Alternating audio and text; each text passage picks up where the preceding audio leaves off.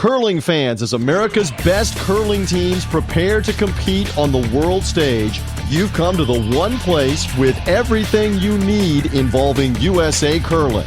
It's the Extra In podcast with Price Atkinson. Get ready for everything that you need to know. News, interviews, points of view, anything involving Team USA forming and the 2018 Winter Olympics in South Korea for Team USA Curling is found here. It's the Extra In podcast with Price Atkinson, presented by the 12th In Sports Network. Welcome into the Extra In podcast. Price Atkinson, Joe Calabrese, right here on the Extra In podcast with the 12th In Sports Network, powered by Isagenix. Episode 2, Joe. Excited to get out of the gate here, boy. We've got a loaded episode here this week. No kidding. We've got some great segments coming up. We got an interview with Jamie Sinclair and Vicky Persinger from Team Sinclair. And then we've also got an interview with Rich Ruohonen of Team McCormick. And then we've got a great roundtable talking about the Olympic trials and whether the USCA got those 7 teams right. And we'll be joined by Gerry Geurts of Curling Zone. Yeah, and before we go any further, I want to thank everybody. Well, we got a great episode here this week, episode 1 last week, which you can hear every Thursdays. A new one will drop here, the Extra In podcast. Great feedback last week, Joe. Really appreciate everybody who sent in notes, who shared it on Facebook, who retweeted it on Twitter. All the support we got for episode 1 from other curling podcasts. Just really appreciate a lot of people reaching out, saying great job, what they enjoyed, what they didn't enjoy. Just the feedback and the overall support that we got from that first episode. It was just, it was awesome. Yeah, it's great to know that people are receiving this well, and we're going to keep bringing it every week. We had a lot of episodes planned out. We got a lot of interviews lined up, and we are ready to go. We've got 2 months before the Olympic trials. I can't believe it's just 2 months, but that's where we're at, and we're really excited about doing it, and I can't wait to get going for this week. Yeah, absolutely. And where can you listen to the Extra In? Real easy, folks. You can listen on iTunes, on your desktop, but more importantly, go to Apple Podcast on your smartphone, iPhone, Samsung, whatever it is you're using. Just go to the Apple Podcast app, search the Extra In. You will find us. It is real easy. You can listen to us on Stitcher, Google Play, and, of course, without a doubt, at TESN.US /podcast, the 12th In Sports Network homepage, TESN.US /podcast. And, Joe, we got to tell everybody, if you like it, let us know. Rate it, especially. Rate it on iTunes, Apple Podcasts. It takes 60 seconds, 120 seconds, 2 minutes. Just type in a review, give us 4, 3, 5 stars, preferably 5. And if you want to make a comment, that would be also fantastic, because the more people that comment and write a review, the easier we are to find. Not only that, but share the link on Facebook. Let your friends know about it. Curling is sort of the best known secret out there amongst the U.S. curling community. You got to get that word out for us. This is one of those podcasts that I think we've got great content, and it's really shareable. So let people know. Put it out on Facebook, Twitter. Let people know about the Extra In. Yeah, absolutely. And great content is the name of the game. And the name of the game in the next episode is going to be Jamie Sinclair and Vicky Persinger, who caught up with just very recently. So we will bring that interview to you from Team Sinclair in the very next segment. And speaking of Team Sinclair, Joe, this week's contest giveaway, it is one awesome giveaway. I don't think folks want to get in line for this one. Yeah, absolutely. We have a great relationship with Team Sinclair at TESN. We've sponsored that team for over a year now. And Monica Walker has given us a terrific prize for this week's episode. It's a signed USA Monica Walker Curling Night in America jacket. And so it's a one-of-a-kind item, and we'll talk a little bit more about that in a bit. But that's this week's giveaway. Last week's giveaway was a rock watcher. You're going to want to check out Facebook to find out who won that. We'll announce that this week. How could anybody not want a signed Monica Walker jersey? To me, that would be one of our giveaways of the year, Joe. Yeah, I'm really excited about it myself. All right. Let's see. What else? We've got Team Sinclair coming up in the next segment, but the U.S. teams, Jamie Sinclair and company, had a great weekend in Regina this past weekend. A solid performance, Joe, by them in the first slam of the season. They were on a roll there until, it came to an end Saturday night. But just a fantastic performance in the Tier 2 of the first slam of the season by Jamie and company. Yeah, I mean, they made the semifinals. They wound up losing in the semifinals of that Tier 2 event. But it's really showing the confidence I think that they've earned through their wins at the Nationals last year and at the Champions Cup back in April of last year. And they weren't the only ones with great results this past week. We have Brady Clark, who made the playoffs in the event he was in. And then at the Slam 1 event, John Schuster made the quarterfinals. So a lot of U.S. teams out there doing some good work in the early part of this season. Yeah, and speaking of doing great work, we'd be very remiss if we did not mention the junior teams who had a big weekend. Joe, this past weekend, I'm talking the under-21 Royal Slam champions. Both come from Team Stopera and Team Farrell. Boy, big weekend for the juniors too. Yeah, no kidding. I mean, what does that say about the future of USA curling when we've got two junior teams like that putting on a show? No question. Like they did this past weekend. Yeah, absolutely. So congratulations to both our junior teams. Great curling there this weekend. All right, let's go ahead and get out of here with this first segment. When we come back, Jamie Sinclair, Vicky Persinger, great conversation with members of Team Sinclair that you won't want to miss right here on the Extra Extra End podcast with the 12th End Sports Network, powered by Isagenix. Have you tried different weight loss programs and are still looking for results? I was too until I found Isagenix, and it didn't take long before I started getting the results that I wanted. Isagenix is a complete 9 or 30-day weight loss, energy, performance, and health aging program with over 550,000 customers in 7 countries. Isagenix's science-backed ingredients and products are rigorously tested for safety and will help nourish your body and help boost your weight loss efforts by gently cleansing and nourishing your body. Isagenix's cleansing and fat-burning system has helped me relieve daily stress and given me even more energy to play with my 2 kids from sunup to sundown. My personal Isagenix associate, Sarah Schuster, she helped me take control of my health and, most importantly, my life. Sarah walked me through the entire process, answered every single question, and most importantly, serves as my personal daily cheerleader. She can do the same for you and more.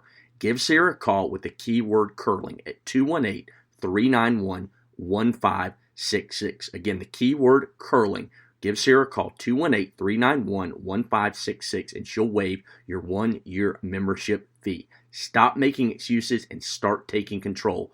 Let Sarah get you started on a healthier life like Isagenix did it for me, and it can do it for you.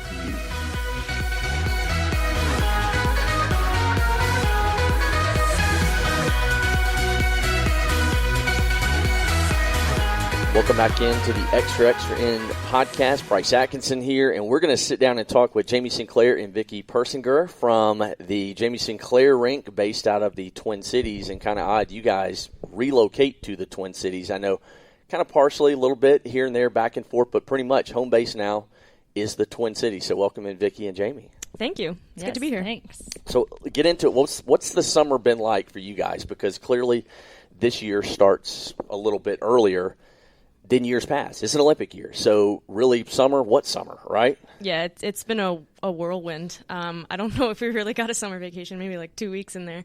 But yeah, the season ended really late, playing in the Champions Cup that ended in May. So just nonstop curling. And then fortunately training at the Four Seasons Curling Club, they have ice all year round. So we've been on the ice pretty much all summer too. So it really never stopped.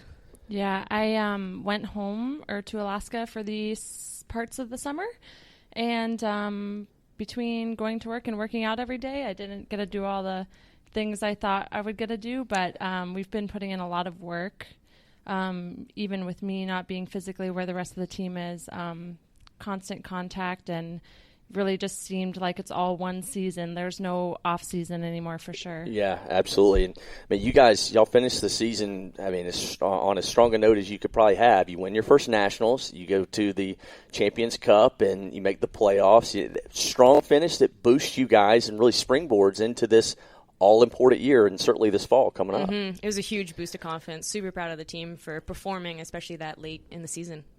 Yeah, amazing event for our team for sure. Getting to play on that type of ice against that type of competition is something we worked for all season long, and it's going to catapult us into this season, I think. I know you guys get asked this, quite a bit, and so I don't want to ask it in the same way, but winning nationals, you don't get to go to Worlds. And so not so much how'd that feel, but has that fueled you all going into the Olympic trials coming up here in November? Was that you knew what the deal was. You certainly obviously knew how it could play out, and obviously it did play out this way, but has it really given you guys a little bit another of an edge, to make the Olympic team? Yeah, I mean, we knew going into nationals that it was definitely a possibility. It was likely to play out like that. But to be honest, it hurt a lot more once it actually happened. Yeah. You try to just put it in the back of your mind, but once it actually comes to be, it's a huge bummer.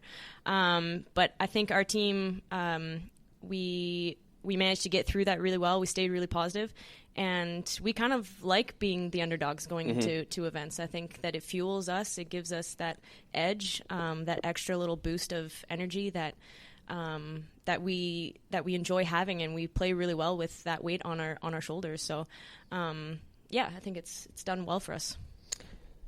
Yeah, I agree.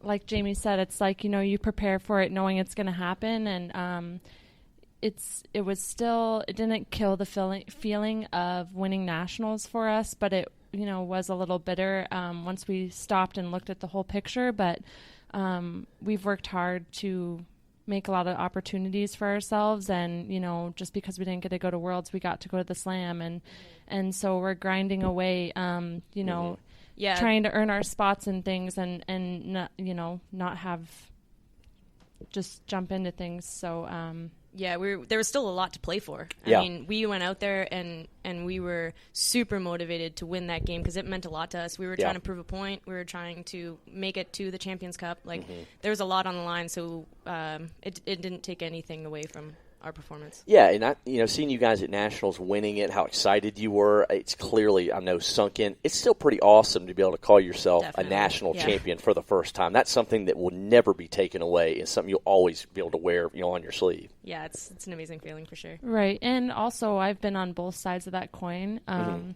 to be honest, it doesn't feel the best either way, so... but there's still, things to take away from it, and I think we did that well last year. How is this summer different for you guys? Clearly, the Olympic year, it starts earlier. You don't have a whole lot of vacation time, get to travel, go on vacations. How has this summer been different, especially because this was last year was your first full year together, the four of you guys?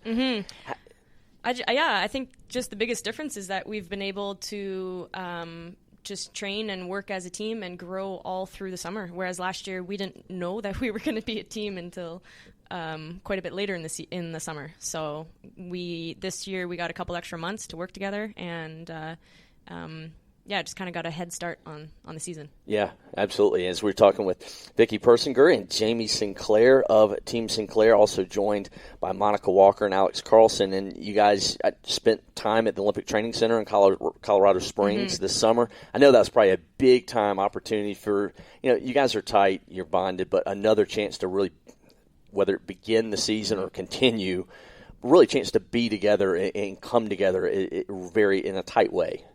It's an awesome opportunity. We've been there a couple years in a row, maybe not on this team, but what's the best part about being there is being able to train next to other Team USA athletes and realize that other people have the same goals and have made the same sacrifices in a little bit of a different picture for a different sport, but it's super motivating to be around those people, and it definitely fuels the team, I think, for sure. Yeah, and 1 year together, how have you guys gotten to know each other? I mean, you knew each other as competitors and as friends, but as teammates, you get to know each other in a little bit different way. How have you guys spend a lot of time together? You guys get to know. How have you guys gotten to know each other? Even I'm going to say intimately, but close. I mean, you become like family, and then again, 1 year together, how much more room do you guys have to grow collectively to get even better? Because it certainly looks like there is a whole lot more room. Everyone has it takes a long time to get to know somebody and know what they need and what you can give to them and what they can give to you as teammates, and that's on and off the ice. And we've spent weeks together without leaving in Canada, and I think that was really beneficial for us. Actually, we did that last year. Our first little go was 3 weeks together, brand new team, and so we learned a lot about each other then, and it's always a learning process, and we try to think really hard about what we can do for each other, because that's important when you're together all the time.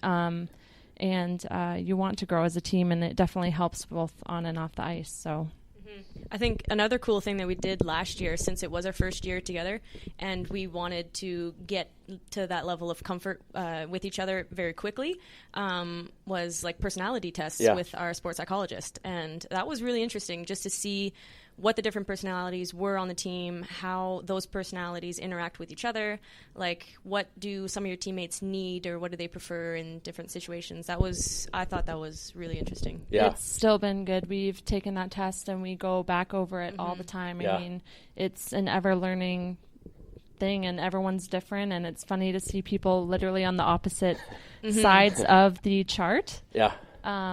But yeah, it's super interesting. Awesome. And we continue with Jamie Sinclair and Vicky Persinger. You can follow them on Twitter, Instagram, Facebook, all the different social media platforms. I don't think there's any team, and certainly the high performance program, that does it like Vicky and Jamie and Monica and Alex on social media at Team J Sinclair. Check them out across the social media platforms. Again, Twitter, Instagram, Facebook, and we're going to ask you a little bit more about that here in just a second. But oh, goodness. The first year in the last couple of years, I mean, fairly new to the high performance program, as most everybody is. It's not very old, but what are some of the biggest surprises you guys have both, had maybe with the high performance program, and really more importantly, what were your goals upon joining when you decided to become a part of it, or as? I would say our goals going into this, just for any team, would outcome goals would definitely be to make it to the World Championship, to win the Olympic trials, go on to the Olympics. That's definitely on everybody's mind. Below that, there are a lot of different process goals on how to get there. And we spend a lot of time thinking about our own, and they grow as we spend time together throughout the season. They'll change and evolve. So that's always something that we're kind of thinking about and focusing on, checking off those process goals and then leading into the outcome goals. Yeah, the program provides a lot of awesome opportunities and resources, and I think last year and this year, this is the best we've ever done utilizing those resources, and just digging every last bit. Kind of, it's up to you how much you want to just open the doors for yourself, and we've tried really hard to do that. So, you guys have a team that's got a lot of personality. I mean, it's easy to see. It's easy to see the minute you guys take the ice, just sitting here with you guys, smiling, laughing. I mean, you guys are always having a good time. And not that every team doesn't, but y'all have a lot of personality. I mean, as a team collectively. And who's got the funniest, maybe the most quirky personality? I know you're all different, but because you guys have a lot of fun. What is it? What is it that everybody brings to this group that makes Team Sinclair just fun? Well, I would have to say that Monica's probably the funniest on our team. She makes the most amount of jokes and makes everybody laugh. But I love how diverse our team is, because like you said, there's a little bit of everything, and it's entertaining, to say the least. For sure, yeah. All right. Some of the most well-known curlers you've curled with, Jamie, and in the past, Are you prepared to maybe be the face of U.S. curling, especially with a lot of the folks like Erica and some of the other skips, that have retired, who've, moved away from the sport? I mean, I think that would be cool to have to kind of be that, but I think for me it's more. I mean, I'm just focusing on performing as best I can on the ice and giving back as much I can to the sport. Yeah. And that comes across a lot in my social media, everything that I do on there, on those platforms. It's really to help grow the sport and to get people interested, casual fans interested in the sport, and maybe help them, try it out, help them improve their game. That's kind of my focus. That's what I'm trying to do. One of my passions and goals. And if that relays into being somewhat of a face of curling, I'm okay with that. So you want to tease a couple episodes of Curl Up with Jamie? No. You got some topics that's coming up. Go ahead and tease them now. I do. Well, I have a couple strategy ones coming out. I think one that'll be coming out around the same time as this podcast is it's all about hitting the broom and just looking at someone in their stance in the hack and knowing whether or not they're going to hit the broom or not, just the way that they're lined up. Yeah, absolutely. And Vicky, it seems like you perform in some of when the lights are the brightest. It seems like those type of competitions. No pressure. I mean, that's the most pressure-packed situations are when you actually shine the brightest. What is it? I mean, because but going back to nationals again, not just then, but so many other times, watching you at these type of competitions, national events, this is when you excel. What is your secret? There is none. That you will tell, right? Right, yeah. No, I just, it's easy when you are really jived with your teammates and you're kind of on a roll, so to speak, and, it's just like one rock at a time, and kind of it's easy to blur out what's around you and you're just focused on the task at hand. And I don't know, it just doesn't seem, when there's four of you on the same page, it's easy. Unlike some of the Canadian teams or the country up in Canada, in talking with a lot of people who have not embraced mixed doubles maybe there yet, like the U.S. has. You've qualified for the Olympic trials mixed doubles coming up in December in Blaine with Jared Zezel, and I know Alex is qualified with Derek McLean. I know you balance it. There's an easy way to do it, but how do you work in practice time? And, certainly Jamie, you competed at nationals. How does that play into what you guys are trying to do as you're trying to pursue, another side goal, and that's still to make the Olympic team as a mixed doubles? Right. It's definitely tough, especially with how many weekends we play as a women's team. Between now and December, we have 3 weekends off. So another thing is you want to give it a good effort because it's still a chance to make it to the Olympics. But at the same time, you need to be careful because your body needs rest and you don't want to overdo it, and throwing rocks after rocks after rocks after rocks, that's not going to make you the best athlete in women's or doubles. So, I talk a lot with my teammate. We don't live in the same town, but now we live closer to each other, and we'll practice when we can.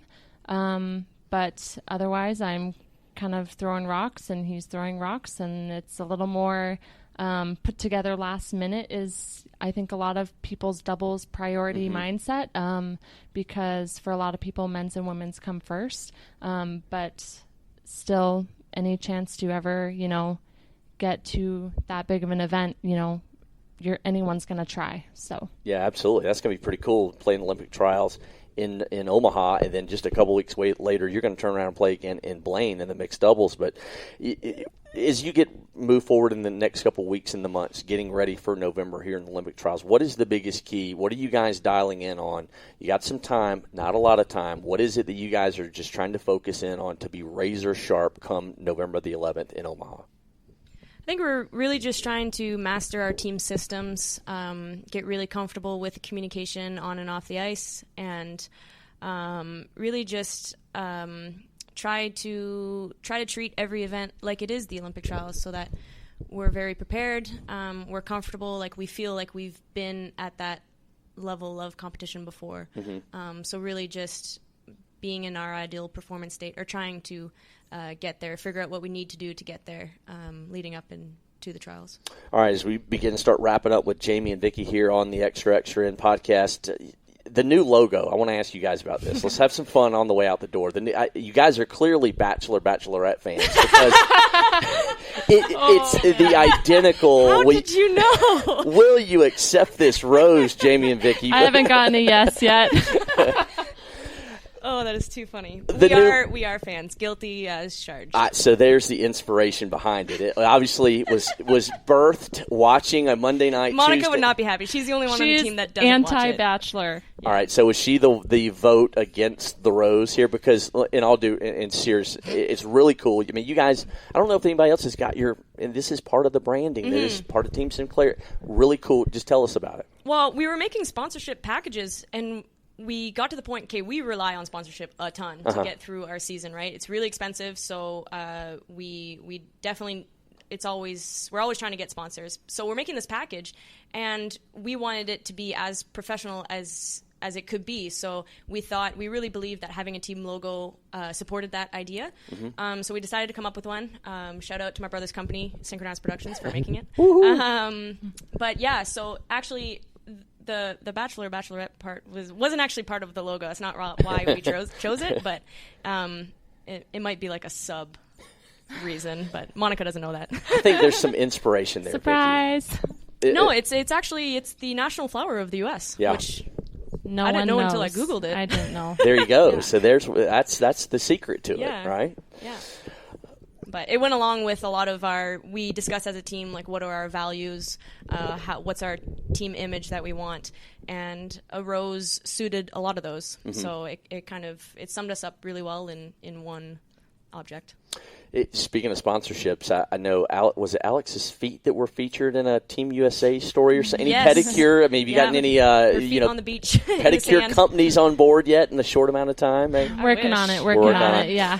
All right. Quite. I thought it was awesome, the ice pad challenge you guys did. I thought it was super cool. Now, where did was it Team Hasselberg from Sweden? Okay, so they show out with 24 seconds, and then you guys, Monica dropped, say, what, 20.1? Yeah, 20.1. In the lobby at Four Seasons, right? Yes, she did. Yeah. All right, I've since seen a 16-second pop up. Is that the the mixed team? Was it a mix that did that? I believe so, yeah. Yes. Yeah, we're going to have to try to beat that time. I think we can. We got more coming. Also, there's a lot of blooper reels involved in that one. Yeah, we haven't shared yet. Success one. And, bloopers are hilarious. I feel like I should be helpful in that because I play front end, but it takes me a solid 2 minutes to change those. So I was like, it's all you, girl. Get it. And she's fast. Yeah. That was lightning quick. I think I want to see somebody. Maybe it's Monica go under 15. But have any other teams picked up on them? And has anybody? I think it's super cool and super fun. I haven't seen any other hardline ones. We've seen a gold line one. Okay. But those are the new gold line. What are they called? Air brooms where they just the heads snap on and off. So. Those go a lot quicker. So. That's not the same. I don't think it counts. Cheating. That's cheating is what it is. All right, Jamie and Vicky, Team Sinclair, Jamie Sinclair, Vicky Persinger. Again, check them out on Twitter, Instagram, Facebook at Team J Sinclair. You guys are the active as anybody, if not more so. A great follow there. Just really appreciate you guys joining us here on the Extra Extra podcast. Enjoy just kind of talking, kicking back, and having a little bit of fun. And certainly awesome. All the best and good luck as we get ready for November in Omaha. Thank you so much. It was nice being here. Thanks, Price. All right, that was Jamie Sinclair and Vicky Persinger. Joe, great stuff right there, especially coming off the great weekend in Regina. Just two great personalities involved in USA Curling with Jamie and Vicky. Yeah, you can see the team chemistry is strong with that team. I'm excited to see what happens in their future, and that future is just a few months away. Yeah, absolutely. Just two great personalities. Love talking with Jamie and Vicky and catching up with them, especially also their team dynamics. They're just a fun team to watch out there on the ice. All right, when we come back here, we're going to shift gears, go over to the men's side. We got a special conversation here coming up, Joe, with Rich Ruohonen, the newest member of Team Heater McCormick. This is a really good one. A lot of insight. I think a lot of listeners are going to be really interested to what Richie has to say coming up here in this next segment. If you're looking to buy new curling equipment, don't settle for cheap imitations. Hardline came onto the scene 7 years ago and is at the forefront of high performance and recreational curling equipment. Hardline's ice pad is the best choice when it comes to brush heads, which is why top-ranked pros play with it, including world champions Team Gushu, as well as U.S. men's and women's national champions Team Schuster and Team Sinclair. Whether you're looking for brooms, the Pro Slide delivery aid designed by Reed Carruthers, or shoes and apparel, take a look at Hardline and see why they are the number one choice for curling equipment. Show the sponsor your support by going to TESN.US and clicking on the Hardline ice pad logo.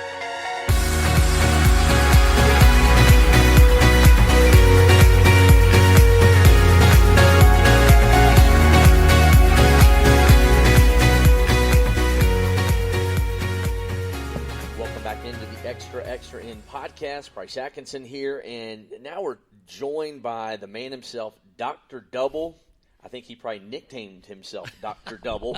We were talking with some people earlier, Rich Ruohonen from the Twin Cities. Richie, thanks for stopping in and chatting a little curling with us on the Extra In podcast. Yeah, thanks for having me. I really appreciate it. I'm looking forward to having a conversation with you about curling. Yeah, absolutely. So as we sit here in Omaha, getting ready for the season to begin, before we talk about this season, because you've got a big, exciting opportunity that you're involved with right now in a certain team. But going back to nationals, man, you guys, Team Birr, you guys had a phenomenal run to the finals, taking John Schuster and company to the brink.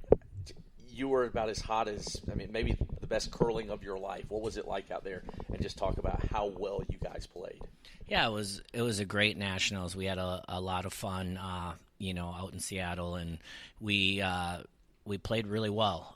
We made a lot of shots. We put the pressure on teams. It was nice to see. We had a good year leading up to it, so we felt good going into it. We knew we could make the Final Four, and then it's anybody's game. And that's the initial goal going into nationals. You make that Final Four, and then if you get hot, if you stay hot, in our case, you can do it. So we were really pleased with how we played, and to get into that championship game is a big deal, and we struggled a little bit against Brownie in the 2-3 game. Got down early, but, came storming back and pulled it out. And, we got into that championship game. We knew it was anybody's game at that point, and we got an early lead, and unfortunately had a bad seventh end and gave up that 3. And then it came down to last rock, but we still made Johnny make a good shot, and he made a pistol to win, and just a couple inches away, and it's the other way. But it was a great run. We all played very well. Just about every position, so all of us were, I'm thinking, the top 5 in shooting stats, and and I had one of the best nationals I've had of 20 of them. This is one of the best, but I've always been pretty consistent, and at nationals I've always been one of the top 2 or 3 at my position, so I felt good going into it, and we were all we were really happy. It's just disappointing to lose that last one, especially at our age. You don't know how many more times you get a chance at that. Best week of curling of your life. Yeah, I would say it was up there. I would say it was up there because a lot of big shots too, not just the made the right ones too. And Todd made the right ones most of the time, but I made the big ones when I needed to. Like when I did miss, I followed up with a run back double or whatever. So it was a lot of big shots, a lot of doubles, a lot of run backs. A lot of key draws. So, I think that comes with experience too. It's just, when you've been there so much, you just don't really get nervous that much anymore. You get a little anxious maybe in a big game, but that's just that first rocket's thrown, then you feel good. So that was big for us. Our experience, I think, helps too. We've seen a lot of shots. We know what we can do and what we can't do, and we don't try to make the shot that we don't think our skip can make, for instance. I was there to blow things out of the way, and Todd was there to make his draws like he always does. He's pretty solid with that, and we rarely miss those easy, those draws. If I can get him a lane in there, he finds a way to get it in there. So that's my job on that team. All right, as we're talking with Dr. Double himself, Rich Ruohonen. Richie, you guys find out this spring that you were not one of the teams selected to the Olympic trials. Obviously, I had 4 teams selected. They can take up to 5. You guys were not one of them. Obviously, that's what you guys were working and gunning for at nationals. My personal opinion was if you guys had won that thing, there's no way that you could not be in the Olympic trials. You guys come up second and then find out you weren't included in the trials. Just talk about how tough that was for you four to find that news out. Yeah, it was tough. I was a little less optimistic than I think the other three were about our chances. I wish I had played with them for the previous year, knowing that how good we were going to do, because I think that 2-year run might have made the difference, even losing in that championship game. But I really felt the night before the final game, I said, if we win this game, guys, we're in the trials. I don't see any way that we wouldn't be. But I kind of knew if we lost that game, there was a reason not to pick us. Right. Whether they were gonna or not, I wasn't sure. But I felt like if we held it in our own hands, and we didn't unfortunately make it. So I was a little less optimistic, and I wasn't surprised at all when we didn't get it. Yeah. I think it's a close call. It's a tough decision for anybody to decide on that last team and whether you want to do it or not. And so, it was disappointing. Sure. But quickly, another opportunity came for me, and I had to make a decision. Do I want to be a fifth man, kind of coach for Team McCormick, or do I, want to stay and play with another team and not have a chance to go to the Olympics? And at my age, I think that it was a no-brainer choice for me. And in a disclaimer, we should note that Team Birr has a hearing coming up in mid to late September. There is a possibility that they could end up being included in the Olympic trials in Omaha. So we obviously don't know how that will play out. But you just referenced, you had an opportunity here, through this, I guess, off season, if you call it an off season, that you were asked to go play with Heater McCormick in his rank, and the high performance is fifth as an alternate, however you want to call it. Chance to do that, you reference it, but was that something that you even gave a whole lot of thought, a little bit of thought to? Did you jump at the chance to join these guys? Well, I think I had to.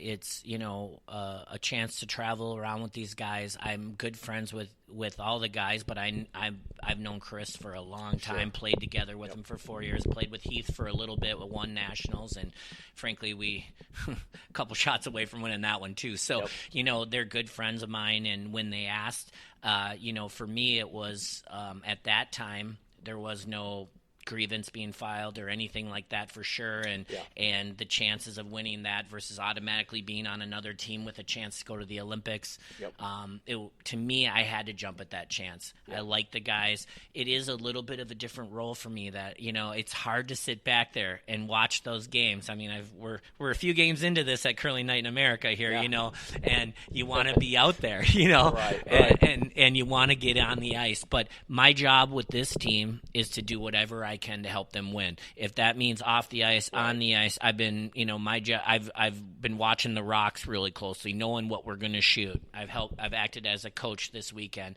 Come out on the timeouts.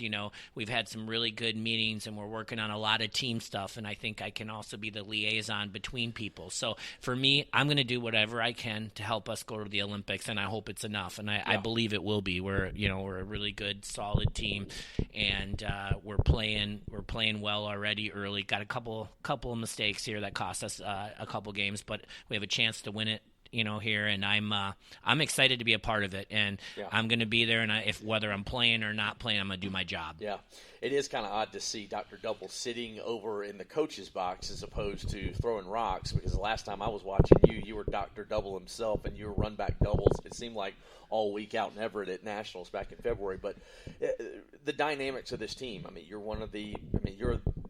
you've got the experience. You're the old guy, if you want to even call it that. You've got a team with Heater and Chris who a little bit older. Then you got two guys in Tom and Corey who are young, up-and-coming studs. And so just talk about this team dynamic that you have on the McCormick ring. Yeah, I think it's good. We have a young front end. I think a lot of teams, starting about 8 years ago, even up in Canada, started building their teams with young front ends. I mean, those guys can pound the rock, and they can bring it a long ways. And, part of my, I think, role on the team is to teach a little bit too, not to get too excited and sweep rocks too quick, because they're so good. They don't need to pound it early and then hope it stops. You can wait a little bit, things like that. Chris, I think Chris and I have been friends for a long time, and and I think I have a calming effect on Chris a lot of times, and I know how to talk to him when he gets sometimes he gets a little heated out there, and that's a big deal for us. So I'm there to kind of calm him down. He's a great shooter. Nobody throws the rock harder and more accurate than him, at least in the U.S. for sure. Yeah. And he's one of the top in the world. And Heath is really a great skip. He is so knowledgeable about the game, so smart. But he also needs every now and then just to talk to me about, hey, did I play the right shot here? What do we think here? And coming out on the timeouts, I can be an influence, because when Heath and I played together, and it was just a short time, just for one nationals, and it was after the Olympic trials last time for that 3 months we played together. I was kind of the guy he'd ask, even though I was playing front end, even though I was playing second, it'd be like, hey, what do you think, Rich? This is what I think. And so I'd come down and help with that. And so, but he's great at calling the game. I mean, it's a good dynamic. We got a really good young front end, and we got some experience in the back end that can make any type of shot. So I feel good about it. Yeah. And you mentioned it several times, but the fact that you have played with Chris and Heater before, this isn't like you're joining a new team just to bring one certain. You played with these guys. You know how they think. You know how they play. You know what their strengths, what their weaknesses. And, of course, you've watched Corey and Tom for a while now. But so this isn't like coming into the scene cold turkey. You know exactly how you fit and where you fit. Oh, absolutely. And even though I never played with Corey and Tom, I think the 1 year we must have played Corey 8 times in 1 year. It just happened because we were ranked close to each other, and we were like the 4 or 5 seed, and we seemed like every tournament we were playing each other. So, I've seen how they throw, I've seen, how they act and things, and I think I can be a really big help, and I think I have been already. So, my job is to find the little things that can make us better. And if it's just 1-2 shots a game, that can be the difference at this level between winning and losing. So I'm going to do whatever it takes. So how many Olympic trials have you competed in before? Oh, I don't know. I think 4. I think I lose I lose track of them all because at my age, maybe Alzheimer's is setting in. I'm the oldest guy here. I think I'm the oldest guy left in the in the final 4 teams, counting all fifth men and stuff. So, but yeah, it's been I think at least 4, maybe 5 that I've been in. But and been really close a few times, a couple of thirds and a shot here or there from the final 3, especially the last 2, in the year where there was a different formats back, in Colorado. And I played with Craig Brown that year, and I think we were the best team in the country, bar none, on 2008 and 2009. We went to Worlds in 8 and just, got a couple of really bad breaks in the trials that got knocked us out of the 1-2 game. And then, kind of had a little snafu in the 3-4 game, and we were out. And I think that year, there's no question we were the best team in the country, but we didn't go. Yeah. So so I'm running out of chances here. So but I'm gonna relish this role, do whatever I can to help us win. But you competed at Worlds, as we wrap up with Dr. Double himself, Richie Ruohonen. You've competed at Worlds before. You've been in trials. You've been on pretty much the biggest stages there are, except one. Yep. The chance that you could get to experience this, you're pretty close. You've got a damn talented team that you're going to roll out there that you're a part of now. What do you think about when you think you're laying in bed at night just thinking about, man, we could do this, what this could be like? Just talk about it as somebody who's been around this sport for a long time. Yeah, I've been so close, and you work so hard. And, as the years have progressed, you have to work harder to be at that level. In 2008 and 2009, maybe if we were doing the stuff we're doing now, we would have been a little bit better because the sport wasn't developed at that level yet. And, I think about it every morning. I wake up to go work out at 5:30 in the morning and then go to work. And then maybe I've been doing some 2-a-days. And even, my feeling is I can't expect my team to be doing everything if I'm not doing it. Even if I'm not out there, even if I'm just kind of coaching and being the alternate, I've got to do everything I can do to show them that how committed I am, and then and they're going to do it too. So there's nobody that's going to work harder right now than our team. I can tell you that when it comes to working out, when it comes to the psychological aspects of the game, the team meetings, practicing, we're going to outwork every team in the U.S. So and it's just a matter of putting it together when it counts. And so my goal is let me let me help them however I can, and let's go out and win this thing, because to go to the Olympics has been a dream of mine for a long time. And whether it's just sitting there helping, watching, or whether something happens and I get in for a couple of shots or a couple of games, whatever, either way, just to make it would be phenomenal. So, but when we make it, we want to win a medal too. It ain't just about making it. It's about making it first. That's the first goal, is to win those trials. But then we want a medal. We don't want to have a couple wins at the Olympics. Too much effort to have that. Yeah. Well, this journey here leading up to November, I know it's maybe not as much time to enjoy pull tabs and more time in the gym as you try and continue just to get it all ironed out and getting ready to go. But Richie, we just appreciate you taking a few minutes here. Dr. Double himself, Richie Ruohonen. Thanks so much for a few minutes, Richie. Yeah, thanks for having me. I really appreciate it. And go Team McCormick. There we go. We'll be right back on the Extra In podcast.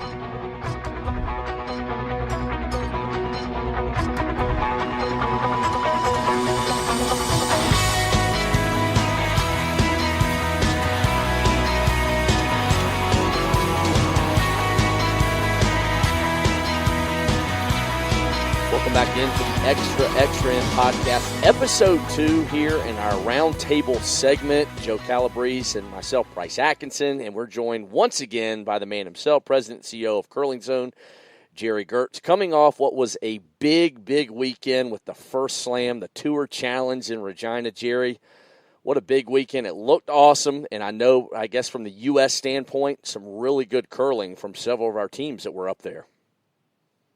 Yeah, it was exciting to see some great results. John Schuster again makes the playoffs in a Grand Slam event.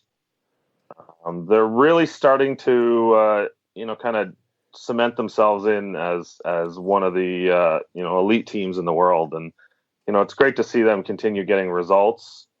Heath McCormick had some mixed results, but I think for them, they're in the boat Schuster was a year or two ago.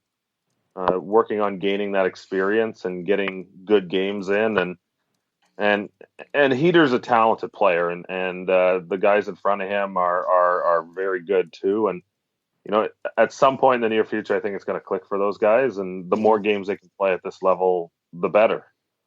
When you look at the Tier 2 side, we had Craig Brown reach the playoffs in the Tier 2. And on the women's side, Jamie Sinclair also got into the playoffs too, and got to the semifinals before dropping out of the event. Would have been great to see Jamie get to that final and get another chance to get back to the slams to the Tier 1 event. But good results overall, and it's good to see that the U.S. teams are getting results at the biggest events on tour. Yeah, Gerry, it certainly seems like Team Sinclair has sort of turned the corner after their win at Nationals. They qualified in the Champions Cup and then, made the semifinals at this Tour Challenge event this past weekend. Talk a little bit about, what they've been able to accomplish over the last year. Yeah, I think when you look at that lineup when they were first put together, I think it was a bit of a, trying to figure out, some challenges with that team. There's some unique personalities on that squad, shall we say. And, you weren't really sure how that was going to come together. But I think at the end of the day, they really have got themselves all on the same page. And they're having success because of it. And, after doing some work with that team this summer at the U.S. Olympic Committee training camp that they did in July, I can understand why they are successful. I don't want to say too much more than that, but the work that they do behind the scenes is really a testament to why they're becoming a successful team. And I foresee some great results out of that team going forward this season as well. So, look out for that team. And real quick on Schuster, in the semis, they run up against Brad Jacobs, and they dig themselves a big hole there in the very first end. They give up a 5, but yet they fight back all the way back. I thought it showed a whole lot of grit, determination on John Schuster and company's part to get this to get it to extra ends. Yeah, it was. It was quarterfinals match. Quarters, but, quarters. Yeah. It was.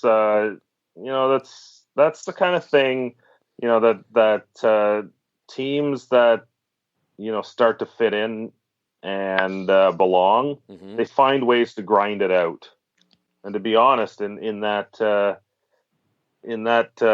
extra end, had they ended up hitting that last shot that John threw a hair thinner or a hair thicker, mm-hmm. Jacobs has a really tough shot on his last one. A half an inch either way. If he rolls a little bit further away, Jacobs is now going to be forced to draw the button between the two stones. Yeah, and the ice was pretty challenging in Regina this year. The weather conditions certainly affected things, and so drawing was no picnic. And if they roll hair less, it sets up a pretty tough double. It would have actually angled those two stones right onto the Jacob stone in the back of the 4 foot, and Brad would have kind of had to make a little draw around that top stone to catch the side of the button. So, yeah, the fight that those guys showed to get back in the game, the placement of stones, kind of that never give up kind of attitude, that's great to see. They did lose the game, but at the end of the day, I think they have a result that was something to be proud of. All right, let's pivot to our roundtable question of the week. And this is one that we could probably spend an hour on if we really so choose to do. And I'm hoping that we won't go an hour on it for the brevity of life and everybody here involved and listening as well. But, basically to you guys, to the two of you, I'll add my 2 cents in, but I'll throw it to you guys first. Did USA Curling get this thing right with the 7 teams that were picked for the U.S. Olympic trials? And I want to start on the women's side because obviously most of our, if not all our discussion will be on the men's. But let's just start with the 3 women's teams first out of the gate with Corey Christensen, Nina Roth, and Jamie Sinclair. Yeah, I think there was nobody in that group that really stood out or ran away with anything. You've got Jamie's team won the nationals, had a solid season. Nina's team won the points race leading into the nationals last year and including nationals, so she got to go to Worlds. Those 2 teams are pretty much neck and neck, I think, when you think about where they ranked at the end of last season. And then you got Corey Christensen's team, and they are a half a step, maybe a step behind the other 2, but they're close, and they may be the team of the future. And with a good season this year, they could catch right up and be. They could even surpass Sinclair and Roth. So, I don't think there was anybody else you could really seriously add, considering what it takes to win at the elite level nowadays, and that's getting out there, playing enough games, competing against the best of the best. You look at Christensen's team, and we did talk about the Slam teams, the teams that played the Slam, but Corey did reach the semifinals in the Oakville Fall Classic last weekend as well. So a good result there too. And I think they did a good job. At the end of the day, I think there's some talented players that could have been there. You look at Cassie Potter's team, and 100% they have the talent to compete at the top level, to compete at the elite level. But the way the game is now, you have to put it all in there. You have to be all in, and they just don't play enough. And that causes issues with consistency and opportunities as well. Because one of the things that's key to playing against the best teams on the top ice conditions is being eligible to play in the Grand Slams. So if you're not playing against the top competition on arena ice conditions week in, week out, you're going to fall behind, and you're not going to be ready to beat them when it counts at the Olympics. Yeah, Gerry, I guess I would agree with most of what you said there. I think, if this were 4 to 8 years ago, you would probably see a Jessica Schultz team or a Cassie Potter probably in the mix, just because the talent level is there. But I think you're right. If teams aren't out there competing all the time, it's just hard to earn the right amount of points to really get you where you need to be. the only other thing I would say is, we talked about results this past weekend. Cora Farrell had some great results and won an under 21 slam this past weekend. I think they're one of those teams that we could be looking to into the future, but we're really focused on the now. And I think these are the right three teams on the women's side. Yeah, and I personally thought Cora, that one of the surprises coming out of nationals was, they looked every bit the part, like they belonged. I thought they might have a little deer in the headlights, but there was no question about it that Cora Farrell and her crew accounted themselves well out in Everett. And the only other thing I'd say, guys, is I think there are a lot of what ifs, but Cassie Potter, and we could be having a little bit of a similar conversation as we're about to have when it comes to Todd Birr and his team, but Cassie and her team was playing awfully well. Now, granted, they had a backloaded schedule at nationals where I think they had the three high-performance teams that was their last three games. But they were playing really well until Steph came down with, I think it was a couple migraines where they had to play with three, and their momentum just completely fell off. So I know it's a big what-if right there. But, it is a what-if question because if they could have gone on and somehow made noise and won the thing, we might be having a different conversation. Again, there are a whole lot of variables involved there. Yeah, it's definitely talent-wise. There's no question they belong. Yeah. And, when you look at the decision to compete at this level, and it takes an all-in commitment, and that's what happens in every other Olympic sport as well. Right. I don't, if you're gonna bobsled, if you're gonna ski, if you're gonna do any of these sports, it's not a part-time endeavor, and I think that's where teams like Potter's team get caught, and there's nothing wrong with the decisions they make because, to be honest, they probably live a better quality of life than most of these teams who are out competing all the time. They've got families, they can take vacations, they've got a good paying job, and at the end of the day, they're probably ahead in life. But when you talk about sport, there's these sacrifices that the athletes who are committed full time have to make in order to be competitive at the top. And if you don't do that, you fall behind. And to be honest, prior to the high performance program coming into place, that was the problem with all USA teams. Yeah. And that has certainly changed in the last 3 to 4 seasons. All right, Price Atkinson, Joe Calabrese. We're continuing with Gerry Geurts here on the Roundtable, President, CEO of Curling Zone. All right, which brings us to really the meat of this whole thing, and that's to the men's side, which there is obviously where all the talk, fuss, and controversy is, depending on who you are and ask and talk to. And that clearly centers around the exclusion, in this case, of Todd Birr and his rink. And, even talking with Brady Clark recently, those guys were sweating, if they were even going to get in. But as it stands, we have 4 teams on the men's side: Craig Brown, John Schuster, and Heater McCormick, and along with Brady Clark. So those are our 4 teams. So that begs the question here on the men's side: did USA Curling get it right? It's a tough spot for sure. I'll throw it out there first that consider John Benton one of my good friends in the game. Mm-hmm. So for him and his drive to chase the Olympic dream, I don't question anything that they're doing now. Yep. To try and get into the trials. The challenges, you look at the way the system was set up with the discretionary picks and all that, and they truly believe and that they met all the standards to qualify under the guidelines. Mm-hmm. I was talking to John and the team 2 weekends ago at the Oakville Stew Cells, and actually I'm sponsoring that team a little bit. We needed a team in the event, and they were willing to come play, and Curling Zone ended up sponsoring their entry fee. And so we had some good discussions, and, I heard their side of the story.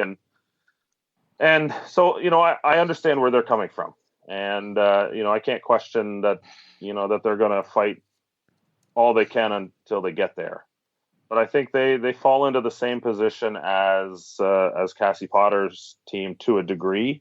They definitely played a lot more than Potter did, but they're still not near the number of games played that John Schuster played. Sure. when you look at the last season, the last two seasons actually, Schuster played 98 and 103 games in each of those seasons. Birr's team played 54 and 46. And there's one of the things that I was involved in is putting the metrics together that rank the different teams. And there was a pretty big drop off when you look at strength of schedule and strength of events that these teams played between Clark and Birr.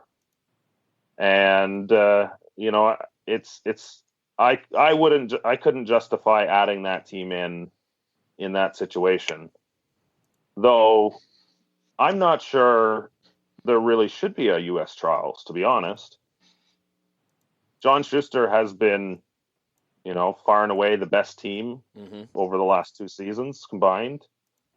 They've won a bronze medal 2 years ago and played for the bronze again last year.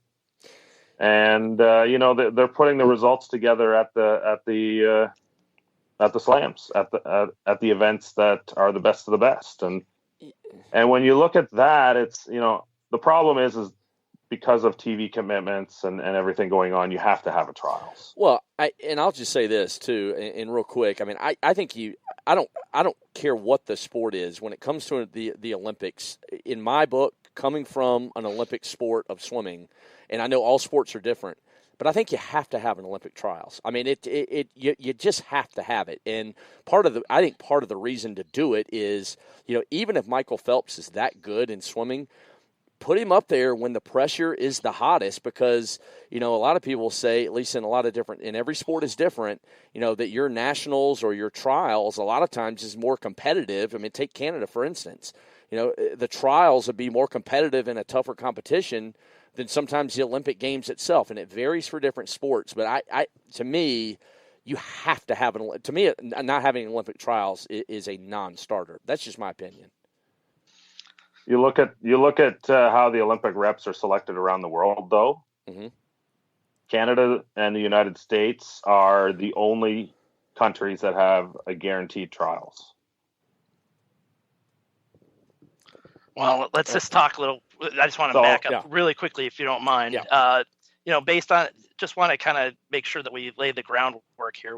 Based on the guidelines, the USCA was obligated to have no more than 3 teams, and they can have up to 5 teams for this trials. They only had 3 for the women's. Fewer, right, Joe? No fewer, right? No fewer than 5. So no fewer than 3 and no more than 5. Yeah. I'm sorry if I made a mistake in saying that. There were only 3 women's teams. Gerry, you talking with the Birr team, what did they tell you was their case for inclusion in the trials? I know that there's been stuff out there on social media, but seeing as you did have talked to them, what would they say is their case? Well, it really comes down to meeting some of the standards that were written into the discretionary pick discussion, and they strongly feel like that they met those standards with their results last season. Making the final at the Nationals in Everett, and it's they were one of the best teams at the Nationals last year. But sometimes, and I think this goes to what our sport and what happens in curling. We've all heard that term, on any given day, anybody can beat anybody, right? Yeah. The one thing about curling is that familiarity of an opponent is really what can create that. So when you look at the Nationals, for example, Todd Birr and Craig Brown and Brady Clark and John Schuster have been battling each other for years. Yeah. And the confidence level that these guys have going against Schuster is strong because they've all beaten him before. They feel comfortable beating him, playing him, and all that stuff. The problem is that outside of Schuster, none of these other teams have that familiarity and comfort beating the Olympic medal contenders. And so if you expand that to, who you're going to send to the Olympics, the team you send has to have played these teams, become comfortable with them, and get over that situation where some of these top teams, a lot of these top teams win games before the games even start. They feel it's that intimidation factor. It's that comes with the game. Yeah. So you look at Schuster and he's beaten Nicholas Edin on several occasions last season in key games where he needed to win to advance. One of them at the Worlds where he needed that game to get into the playoffs, and then again at the Champions Cup or Players Championship. Can't remember for sure, but Schuster needed that win in the round robin to stay alive, and ended up reaching the playoffs. So that is the crux of the issue, from my opinion, from my perspective, is that in order to beat the best in the world, you have to be playing them regularly. Nobody's going to come out and beat them consistently without getting out there and getting that experience. So, Gerry, let's talk a little bit about next steps. I mean, it sounds as if Team Birr has filed their grievance. They're going to have a three-person judicial committee, I believe, meet on September 21st. That's going to decide their fate. One of the questions that I have for you is sort of based on some things that happened after the Nationals. Rich Ruohonen got recruited. He was the vice for Team Birr. He got recruited to be the fifth player for Team McCormick. Do you think that that's going to be a factor in this decision? I hope it doesn't sway the decision either way, to be honest. They added a really good young player in Hunter Clausen to replace Rich. And I think, there's things that Hunter is probably going to be better at than Rich. And vice versa. I think there's things that Rich would bring to the team that Hunter doesn't have yet. But, I think at the end of the day, it's probably a wash when you think about, the different things that each of them would bring to the team. So, for Heater's team, I think they saw the opportunity to add somebody with some experience and that brings, an added professionalism to the team. One of the things that Rich has become for Heater's team is he's the guy that deals with all the stats and analytics and research ahead of game time. Yeah. So, he's the guy I've been working with that team to make sure he's got the information and answers the questions. And so, to have a player like that in your lineup that's taking care of that for your team, it's almost like that's an important factor, and you need somebody to do that. And at the end of the day, Rich was one of the top players not part of the trials. So, I don't think there was anything shady there. I think it was just the sake of the opportunity was presented to Rich and he fit in and that's where they went with it. Yeah. Rich and Chris have history together. They played together for several years. So, I think it makes sense.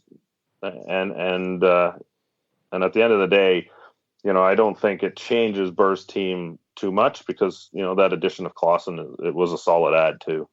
Yeah, and you can't begrudge Rich Ruohonen for wanting to chase an Olympic dream by having the chance with a team that's up against the wall with the appeals or at least the judicial committee, and then I know there's one more step after that depending on what happens, but in Richie's case, I mean, the chance to go with Heater, guys he's played with too, and to chase that Olympic dream, I don't think anybody would begrudge Richie Ruohonen for the decision he made to do what he did.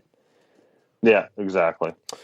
I've talked to some people, and I've actually been kind of surprised by some of the reaction. But to me, Gerry, I know this is hypothetical, but if John Schuster's last draw at Nationals in the championship with Todd Birr and John Schuster going at it, if he's heavier, that thing is short, and Birr wins Nationals. To me, in my mind, there's absolutely no case that you could honestly make to exclude the national champion from the trials. Now, I know that the amount of games they haven't played, and that would be your argument for USA Curling protecting their own self-interest with what, say, Todd Birr might have done or came within one shot of doing at Nationals. But to me, I would have a very hard time, had they won Nationals and beaten John Schuster in that final, of excluding them from the trials. Do you agree? Yeah, I do agree with that. I think they probably are there if they win that game. the optics of it are really difficult to overcome. But at the end of the day, it's it's a tough spot. And to be honest, I foresee some big changes next Olympic cycle that are going to tighten this up a little bit, and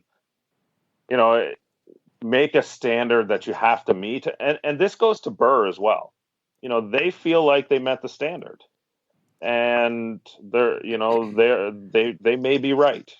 Yeah. Because discretionary pick, it opens the door for a lot of things. Mm-hmm. And it's put in there for good reason. They want to make sure that they have the opportunity to include a team that they believe should be there. Yeah. And you go back to the 2014 Olympics and the trials ahead of that, and John Schuster's team that year was the discretionary pick. Mm-hmm.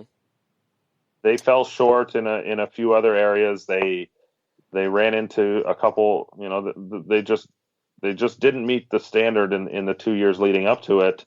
So they became the discretionary pick, and it's you really can't question John and his team as one of the top teams in the U.S. even going back those years. Yeah, I know he's had his struggles in the Olympics and everything there, but you look at what's happened in the last 4 years. They're putting in the work. They're doing all the things now that the best teams in the world are doing. Mm-hmm. You kind of, you see the teams around the locker room and you kind of hear the chatter a little bit. And, John maybe didn't look as much like an athlete then as he certainly does now. Yeah. You look in the locker rooms of the top teams and everybody is in shape. Yeah. And that's part of being there too. John has now been to the slams enough time. He's, I wonder how much of that, it's like, man, these guys are all so fit, maybe there is something to this. Yeah. And, he's followed suit in that regard, and he's kicked him and his whole team have kicked that standard up a whole another notch. And, yeah. And so, when we look at what you're going to have with the trials, and this is the thing, you have to be willing to send any team that plays in the trials to the Olympics. Yeah. Yeah. Because that pressure cooker causes weird things to happen. Sure. And anybody can win that realistically. Yeah. And I'll say in full disclosure, first of all, for everybody listening right now that has not seen John Schuster in a while, John Schuster looks fantastic. I mean, he is as fit as maybe the most fit he's ever been on the ice. I mean, when everybody sees him at the trials, you're going to see a different looking John Schuster. Number one. Number two, if I'm Todd Birr and Tom and John Benton and Hunter Clausen, I'm doing the exact same thing that they're doing. Why not? If you've got the avenue to appeal it, I would exhaust every opportunity. I would do exactly what they're doing. So I don't begrudge them whatsoever. No, I don't either. And what I was getting to, and I guess I kind of got off topic a little bit there, was that, I foresee a fixed standard becoming part of the future trial selection process. That you have to meet a certain standard on the order of merit. You have to win the national title. You have to do this or you have to do that. Yeah. And with no more gray area in place anymore. Yeah. And, to be honest, the teams and the program, I think, have matured to a point where they can do that now. They're not going to risk leaving anybody behind because, the best teams are getting out and they're playing a ton and they're getting out and getting results. Mm-hmm. And, at the end of the day, and this is something that baffles my mind, out there. And, when you hear the critics about the program and everything else that's going on there, that they're quote picking favorites and so on. You know what? These guys' job is to win at the end of the day. It's the staff that put this together. If anybody thinks they're leaving somebody out because, they're picking their favorites, and not, thinking that, they're not going to be successful, then they're not doing their job. Yeah. They're not doing the best that they can to put themselves in position to win, and they would be doing themselves a disservice. So, it kind of it's counterintuitive to what they need to do, and nobody would do that to sacrifice their job. So Gerry, let me make you take off your Blue Jays cap and put on your prognosticator cap, knowing that there's this September 24th Judicial Committee meeting, and then possibly one step beyond that. What would you say the odds are that we're going to see Team Birr at the trials? I'll be honest, I have no idea. Too many variables for you? Yeah. There's too many variables for what's going on. I don't know the committee that's involved in making the decision. So for one, that's that's not something that I'm even going to make a guess at, to be honest. Mm-hmm. Like my job, I put together the rankings. The raw data that everyone can look at and say, this is how you compare the teams, A, against each other, and B, against the rest of the world. Mm-hmm.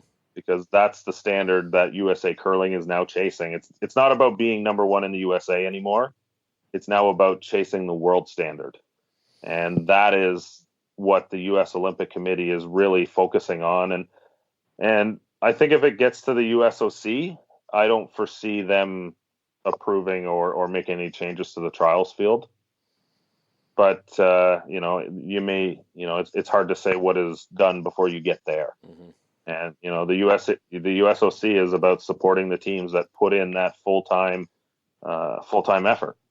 And when you look at Birr's team, it's they're going out, they're competing, but they haven't gotten to a point where they're playing the top teams enough. And that's going to be the question, I think, that it boils down to at the end of the day. Well, guys, this has been, I certainly know, an interesting topic to dive into. We could go another 30 minutes on it. I know it's a very hard, it's not cut and dry. This is a very tough decision.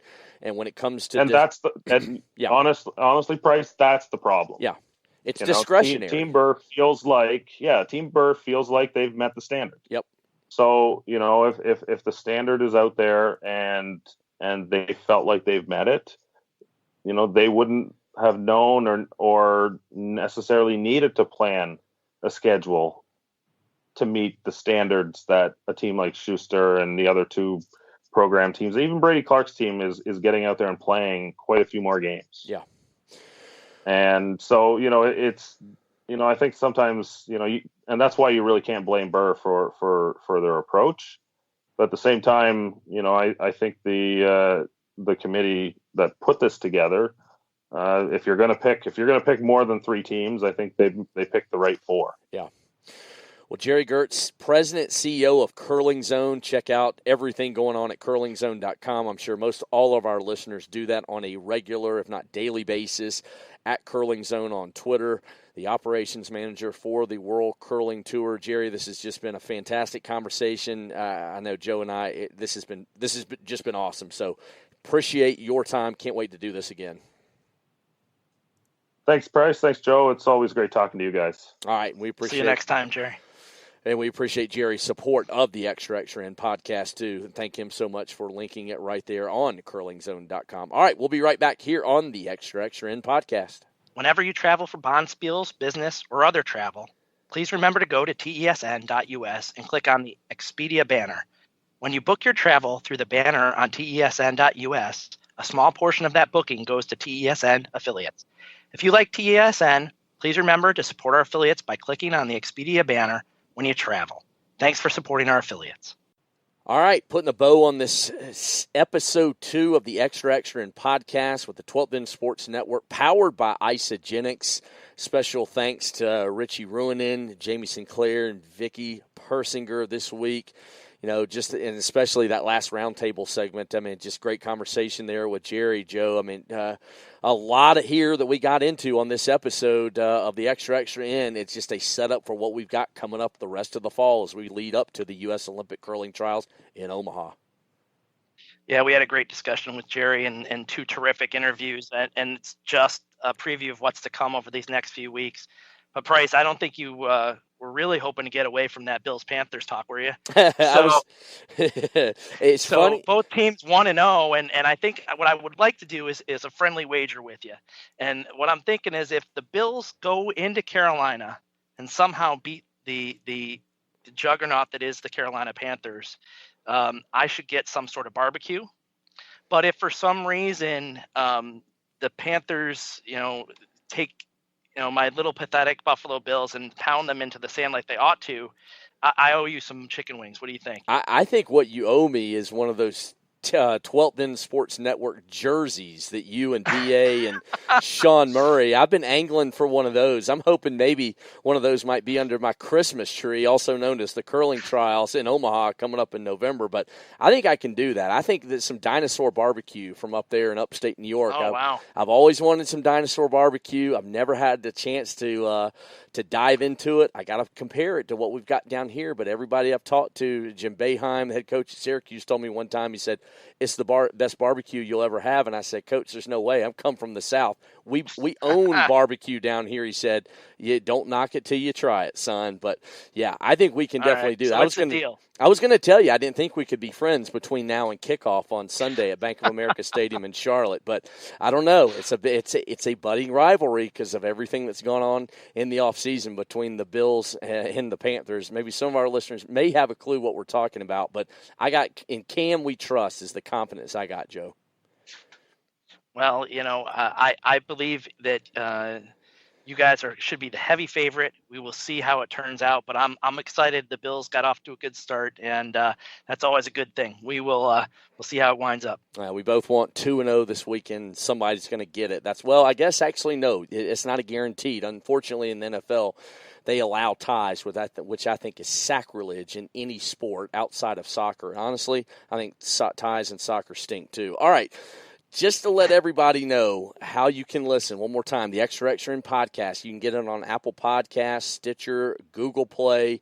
You just pull up your smartphone right there. Apple Podcasts, the app, search the Extra Extra In. It's that easy, Joe. It really could not be easier, and especially, how about our homepage, TESN.US/podcast, the 12th End Sports Network, your home for USA curling, web streaming, all kinds of events with clubs around the country, but it's also the Extra Extra In podcast right there on the homepage.